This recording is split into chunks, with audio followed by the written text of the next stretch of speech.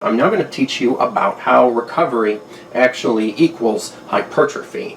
Alright, something I mentioned at the beginning of this class that I know you probably want to hear more about, or should. And this is stuff I've learned from Dr. Mike Israetel, so this is not some sort of, theoretical philosophy or anything like that. This is actual physical science here. And so what you need to know about recovery and how it actually equals hypertrophy is that you don't grow during your actual physical fitness training, but during the rest when you recover from that training. You see, the training and working out is actually destructive. Hypertrophy adaptations occur when you are resting. Now remember the SRA principle that I taught you about at the very beginning of this program. The first and foremost, most basic fundamental principle of fitness is how growth occurs through this thing called supercompensation and the SRA curve, or stimulus response adaptation. And the R could, instead of response, also stand for recovery, because that's what the response is. The stimulus is the exercise, and then the response is recovery, right? Remember that it makes you go down first when you are stimulating your muscles, right? You're actually causing a depletion by having a destructive impact, and then you have that response of recovery, all right, and adaptation.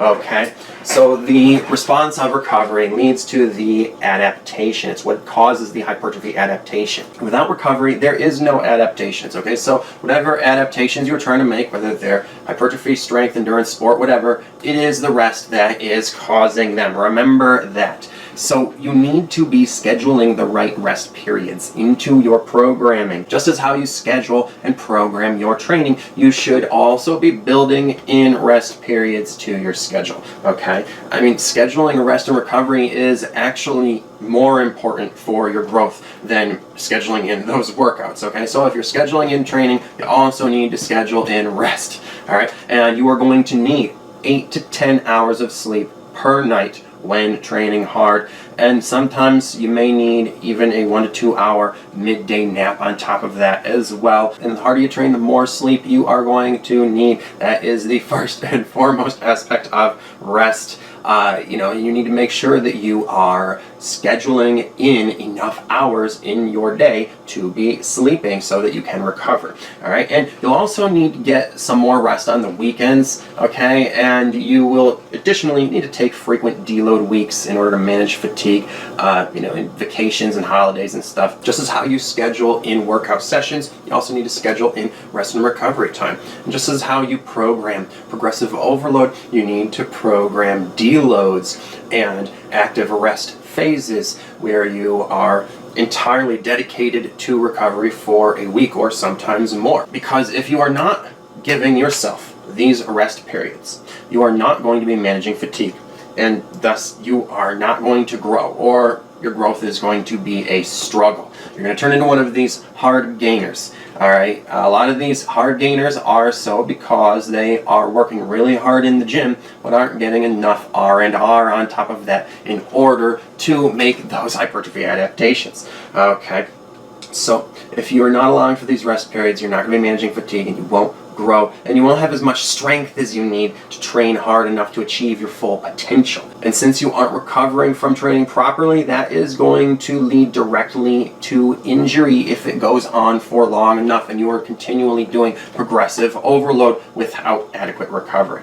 Okay, so doing things like training every day without having any rest days, and doing progressive overload without giving yourself more sleep and rest and such is simply not going to give you any gains. It's going to kill your gains, and it might feel hardcore when you are doing it, but it's actually not badass. It's going to make you smaller and weaker. So make sure you are getting enough R&R, and when you are taking a deload week or an active rest period, or going on vacation or holiday, or taking the weekend off, as you should be doing, you should not be training hard during your R&R periods. You resist the urge to do so, and make sure that your rest period is fully a rest period, and you are concerned more with how much rest and recovery you're getting and not how much stimulus and damage you are causing. Okay, because you will not continue to make gains from training that you do, especially hard training, when you are supposed to be resting and recovering. You're only actually going to be disrupting the gains that you should be making from the prior training that you're supposed to be recovering from.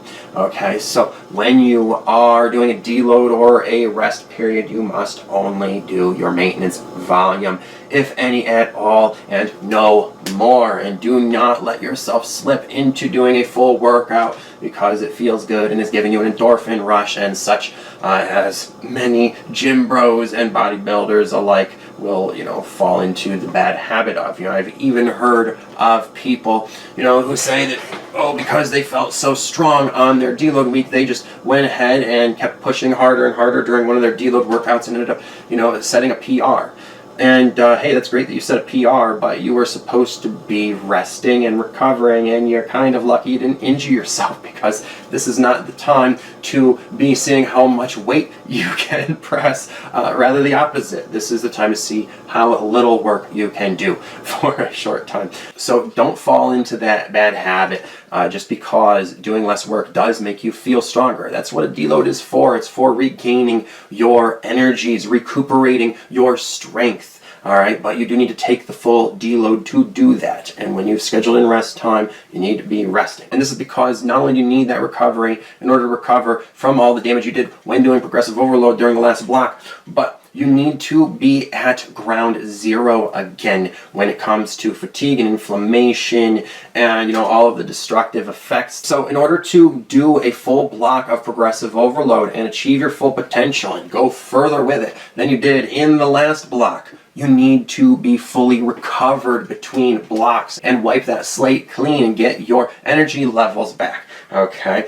Otherwise, it's not going to work out, and you're going to end up getting injured, some of the way through that block. And I don't know how long it would be, how long you could possibly go for, right? But sooner or later, you will get injured, okay? Because training hard with progressive overload without adequate rest and recovery periods is actually overtraining. And when you are doing progressive overload too frequently without deloading, and continuing this pattern on from block to block, you're going to be overtraining. With progressive overload of that, it's going to lead to injury unless you are not doing as much progressive overload as you could, which is often the case with people who are not getting enough rest and recovery, is that they then have too much fatigue to be actually doing as much progressive overload as they ought to, all right, especially in the long term. Okay, so that's another key reason you want to do these deloads, is because it's going to give you the ability to do the greatest amount of progressive overload and overloading per session. Doing things like strength training and powerlifting, progressive overload of weight and intensity, or long-term progressive overload of volume that will then take you to your maximum volume, your MRV. You're only going to be able to do that level of progressive overload if you are doing it in distinct blocks with deload weeks between them and active rest periods every so often in order to recover from the cumulative fatigue and inflammation and such. All right. Otherwise, you are going to be seriously limited.